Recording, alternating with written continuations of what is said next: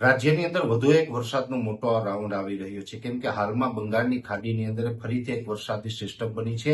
અત્યારે એ સિસ્ટમ છે ભુવનેશ્વર અને વિશાખાપટ્ટનમની વચ્ચેના ભાગો ઉપરથી પસાર થઈ રહી છે. સિસ્ટમ છે એ 700 એચપીએ લેવલે સક્રિય છે અને સિસ્ટમ છે અત્યારે વેલ માર્ક લો પ્રેશરની કેટેગરીમાં છે. સિસ્ટમ છે તે ખૂબ મજબૂત છે અને આ સિસ્ટમ ધીમે ધીમે ઉત્તર પશ્ચિમ દિશામાં આગળ વધી રહી છે. એટલે આ સિસ્ટમ મધ્યપ્રદેશ ઉપર થઈ અને ગુજરાત ઉપર થઈને પસાર થાય તેવી શક્યતાઓ છે.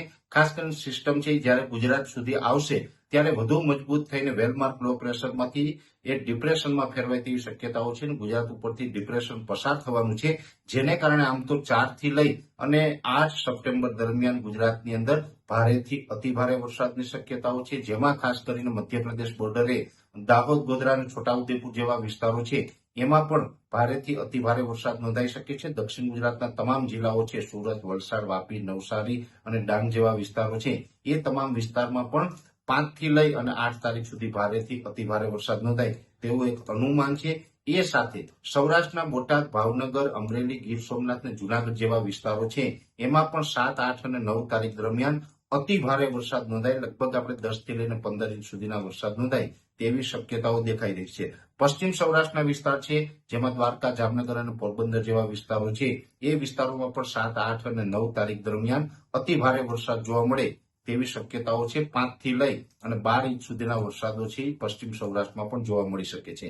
કચ્છમાં પણ એકંદરે સાર્વત્રિક વરસાદ હશે, જોકે કચ્છમાં જે હળવાથી મધ્યમ વરસાદ હશે, પણ કચ્છના જે દરિયાઈ કાંઠાના ભાગો છે, નળિયા, માંડવી, મુન્દ્રા, કંડલા, ગાંધીધામ વગેરે, એ દરિયાકાંઠાના વિસ્તારમાં થોડીક તીવ્રતા વધારે જોવા મળશે. મધ્ય ગુજરાતમાં પણ એકંદરે મધ્યમથી સારો વરસાદ હશે. ખાસ કરીને મધ્ય ગુજરાતમાં વિરમગામ, આણંદ, નડિયાદ, ખેડા હોય, કપડવંત છે, અમદાવાદ, ગાંધીનગર છે, એ તમામ વિસ્તારની અંદર હળવોથી મધ્યમ વરસાદ હશે. એ સાથોસાથ વડોદરા જિલ્લો છે તેમાં થોડોક ભારેથી અતિ ભારે વરસાદ જોવા મળે તેવું એક અનુમાન છે. ઉત્તર ગુજરાતના જે તમામ જિલ્લા છે, વાવ-થરાદ, સાબરકાંઠા, બનાસકાંઠા, પાટણ, મહેસાણા અને અરવલ્લી જેવા વિસ્તારો છે, એમાં પણ સામાન્યથી મધ્યમ વરસાદ. એટલે ઉત્તર ગુજરાતની અંદર પણ લગભગ 2 થી લઈ અને 4-5 ઇંચ સુધીના વરસાદો પડે તેવી શક્યતાઓ રહેલી છે. મધ્ય ગુજરાતમાં પણ 1 થી લઈને 4 ઇંચ સુધીના વરસાદ પડી શકે છે.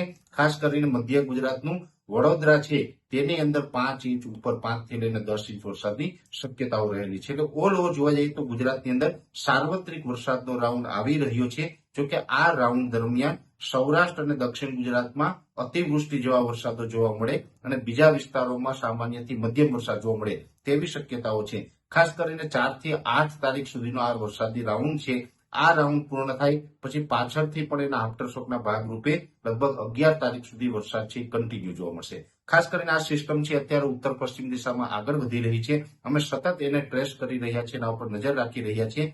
આમાં જે વરસાદની શક્યતાઓ છે એમાં કોઈ અમુક વિસ્તારની અંદર અતિશય ભારે વરસાદની શક્યતાઓ હશે તો પણ અમારા તરફથી એની માહિતી આપવામાં આવશે. પણ અત્યારે આપણે ડરવાનું કે ગભરાવાની જરૂર નથી, સાવચેત રહેવાનું જરૂર છે, કેમ કે વરસાદ છે એ ચોક્કસથી મોટો રાઉન્ડ આવી રહ્યો છે અને ગુજરાતની અંદર 2025ના ચોમાસાનો આ છેલ્લો રાઉન્ડ પણ નથી. આના પછી પણ હજુ વધુ વરસાદના રાઉન્ડની પણ શક્યતાઓ રહેલી છે.